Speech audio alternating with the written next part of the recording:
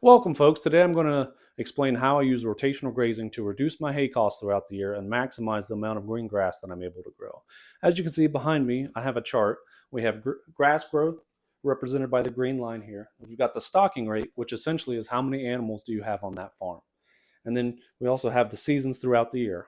I'm in Ohio and I grow a cool season grass on my farm called orchard grass.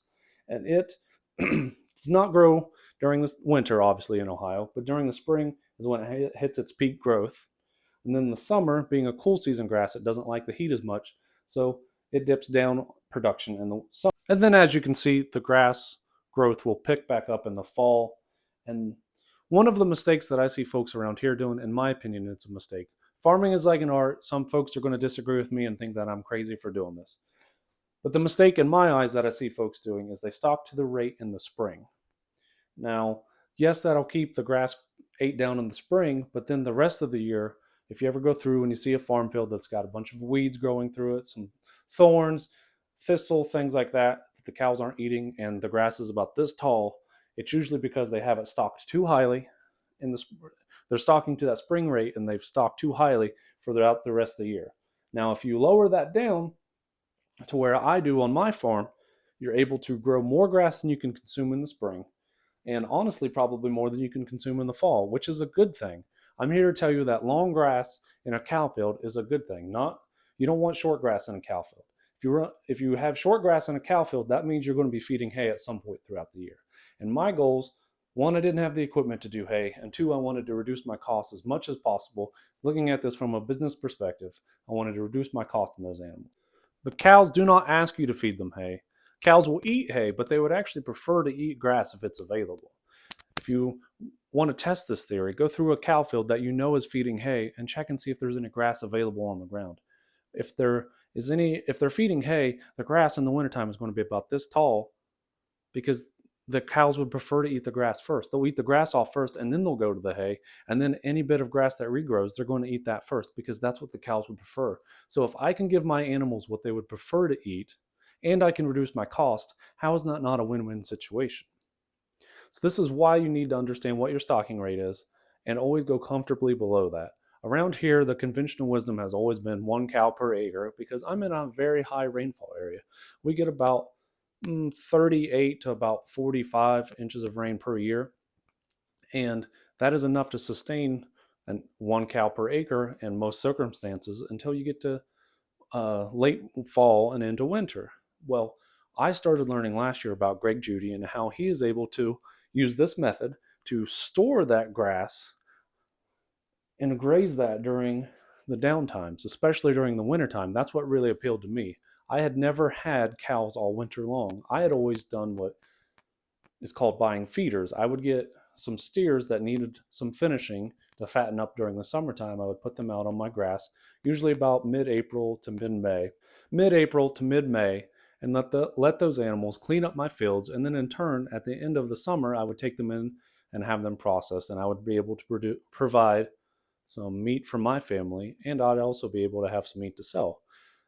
Last winter, as I was searching YouTube, I was able to come across some videos on Greg Judy. I had no idea who the man was at the time, but he was able to introduce me to the idea of taking these gaps and spreading them out throughout the year, called winter stockpiling. This is where you let the grass grow longer than you used to. So again, you have to get used to having long grass in your cow fields. You don't want to see short grass, and you definitely don't want to see mud in your cow fields. Learn to hate it. I'm here to tell you, as a beginning farmer, I did the things that Greg Judy says, and it is working. I've got some evidence to share with you. So when I was running those feeders, here's a picture of them. As you can see, these animals, this was mid-July. They were eating short clover about an inch off the ground, and they had overmature orchard grass. Even though they had been in there to eat that orchard grass, they let some of it get overmature, and they were eating the clover that was about an inch tall. And as you can see them from this other picture, they had mud on their rear ends. And this was in July. So let's take a look at another picture from last year, which is my 2 steers that I'm raising out currently. As you can see here, they have a ton of forage available to them, usually about knee high. These are dairy steers, they're bottle babies, so you can tell that they're a little bit thin, but that's to be expected with them at this growth stage. The other animals I had were over a year old. These ones were only about 4 or 5 months old at this point. Now, you look at what those animals had available to them versus what the first picture had available to them, and tell me which animals do you think are happier and being raised properly. And really, the only difference I did, because I had these 2 steers with 7 sheep also, so their stocking rate was about the same as the 4.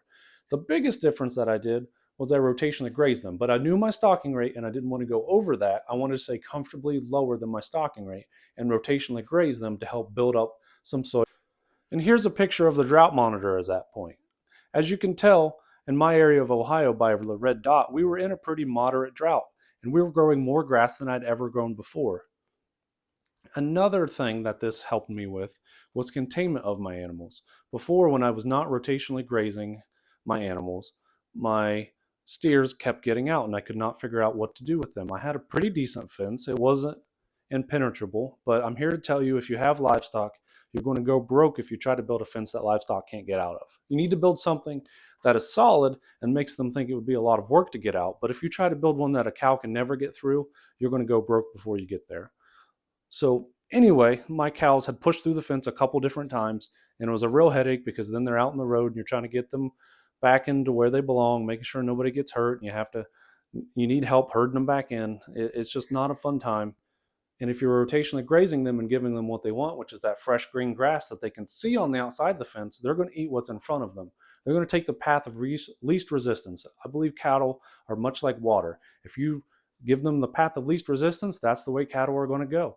If you drop the fence line and let them rotate, that's what they want to do. They want to get that fresh green grass. They'd rather do that than run through the fence and break down barbed wire to get to the grass on the outside of the fence.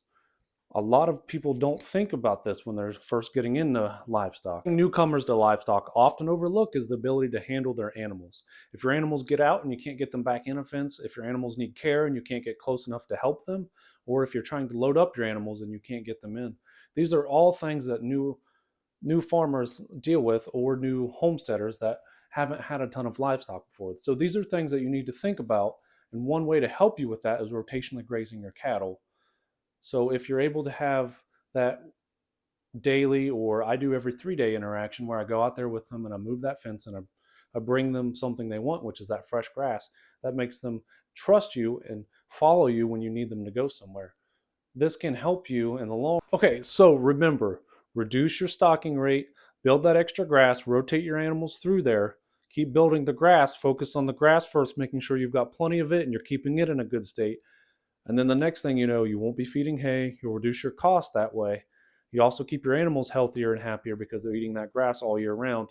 And then eventually you'll be able to build up more animals through this method called rotational grazing. Behind me, I've also redone my chart. As you can see here, rotational grazing. Here's some benefits and also some of the downsides of rotational grazing.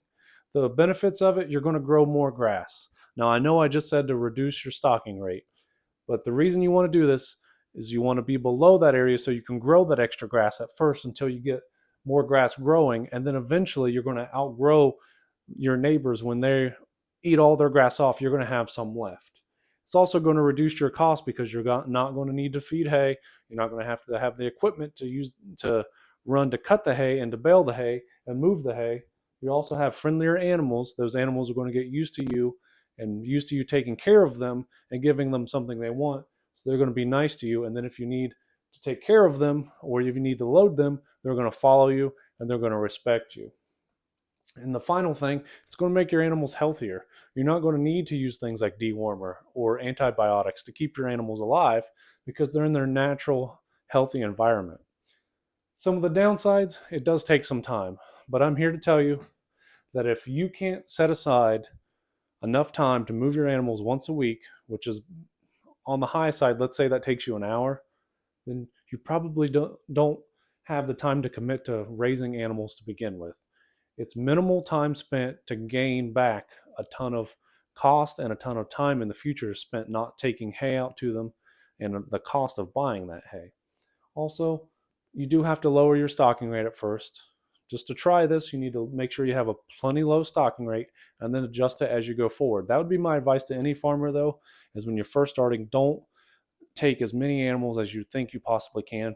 Go a little bit lower and then start from there. And also, it does require some minimal equipment. You do need some sort of electric charger. I tend to use solar here. It seems to work the best for me because it's very portable. You need to have some sort of electric wire and some post. Altogether, to do that, you probably have a few $100s in that, which if you do the math, you're going to have that amount of money in hay. Again, folks, I'm not an expert. I'm still an amateur at this. But from the evidence that I have, versus set stocking versus rotational grazing makes a huge difference. It makes healthier and happier animals, is better for the land, and it reduces your cost. I believe everybody should at least try it. And if you enjoy this content, please subscribe to the channel. And as always, thank you for watching.